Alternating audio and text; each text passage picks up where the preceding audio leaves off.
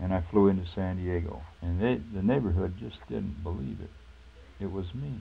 Because, you know, I had been gone from March of 43. This was February of 44. Not even a year. And I was walking in the house with lieutenants, bars, and wings, and a pilot. And the neighborhood, and even the church people, they knew me. You know, they just couldn't believe it. My folks were really busting their vest. They were, you know, so puffed up over it. Anyway, the reason this was unusual, because the average person going into the aviation cadets had to put in 2 years in a college training detachment before they ever got a chance to even look towards the aviation cadets. They had to put in basic training in the Air Force besides. So it was about 2.5 years before they ever got near pilot's training. And so, because I was in the infantry, I got credit for basic. Because the war had taken a very strong turn for the worst, and the war in Europe was shooting down pilots by the hundreds, they said, cut out the college. All we want is pilots. We haven't got time to put everybody through all this other training. So they eliminated the college, and they pushed us through there. I was right on the top of a wave, you might say, of this big push. They put everybody through there so fast. That's why there was no time lag or anything. And at just about the time I finished, the same thing began to go down.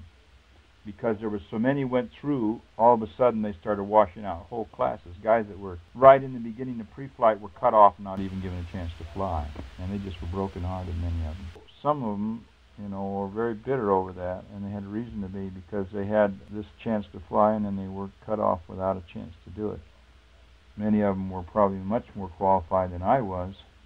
Even the ones that were in the college training programs, where, you know, they were kind of finished that off and then putting them in. Some of them were even washed out, the ones that had even gone through all this and never made it.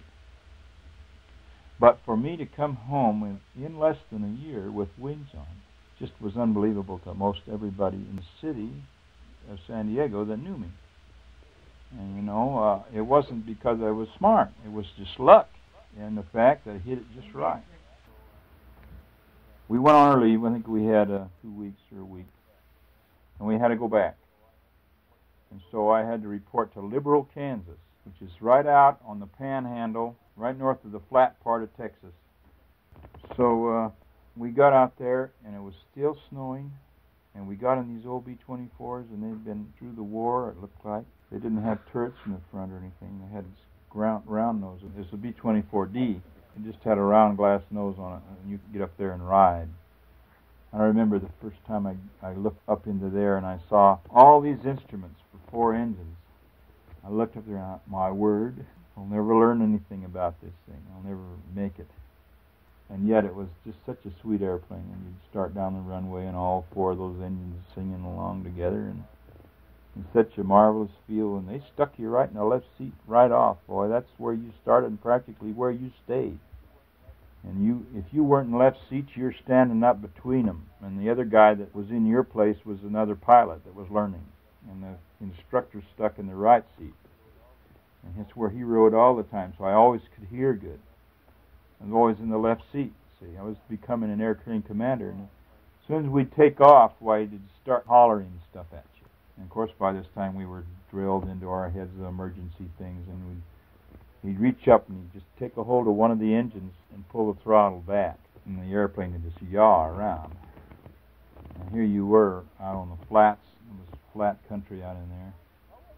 And then he'd say, well, what are you going to do? You lost number 3. And of course, because the propeller, when it's throttled back, is just like a big disc out there pushing into the air. It just pulls the airplane around and wants to flop over on its back. So you've got to get right on the rudder real quick, or it will do just that. And here you are at windmill height, and you've got all the other engines up on maximum, trying to climb. It's empty, of course, no bombs or anything in it, because we were training. You'd holler, check the mags, check the fuel, check this, check that, check the RPMs, check the manifold pressure.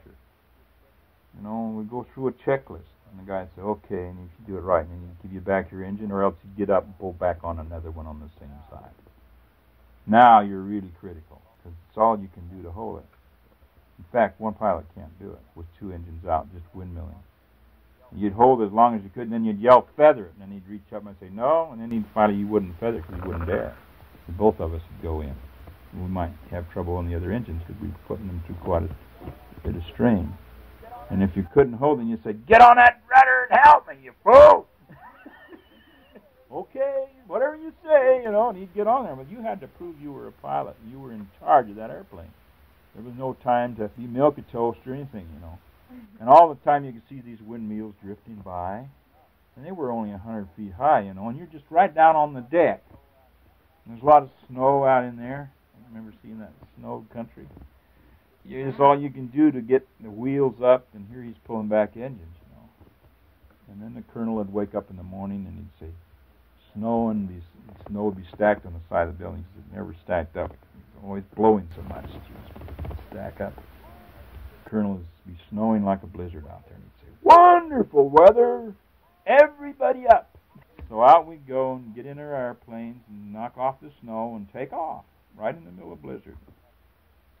Because we had to get the experience of flying in the snow and flying with the de-icer boots on, and we get up there and fly radio above the clouds and fly radio beams and fly instruments and do all the stuff that was required. And of course by this time it's starting to get, most of that weather was beginning to get away because the spring was on us. And I graduated, I think it was only there about 90 days. It was all it was, and we flew 105 hours in that 90 days. They really flew us. Every day we were up, all day long. That old bomber was going all the time, somebody in it. And they were killing them too. Once in a while, one of them would go in and kill everybody. We lost a lot of men just from training. That plane had a lot of little eccentricities.